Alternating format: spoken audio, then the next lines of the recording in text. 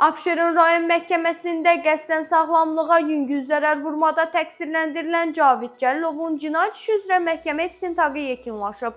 Məlumata görə hakim Abusət Qasımovun sədrliyi ilə keçirilən prosesdə hökm elan olunub. Məhkəmənin qərarına əsasən konstitusiya və suverenlik ili münasibəti ilə elan edilən amnistiya tətbiq olunaraq Cavid Cəlilov Cinayət Məcəlləsinin 128-ci maddəsi ilə cinayət məsuliyyətindən azad edilib və iş üzrə icraata xitam verilib. İttihama görə hadisə 22 yanvar 2025-ci il tarixdə gecə saat 03:30 radələrində Abşeron rayon ərazisində baş verib. Cavid Cəlilov qeyri-rəsmi münasibətdə olduğu Malikə Nəbiyeva ilə mübahisə edib. Mübahisə qadının onun işləməməsi və ailəyə maddi dəstək verməməsi ilə bağlı irad bildirməsi səbəbindən yaranıb. Bu zaman əsəbləşən kişi qadına zor tətbiq edib. Onun saçından tutaraq başını yatağa vurub. Daha sonra bədəninin müxtəlif nahiyələrinə yumruq və əl zərbələri endirib. Nəticədə zərər çəkmişə müxtəlif bədən xəsarətləri yetirilib.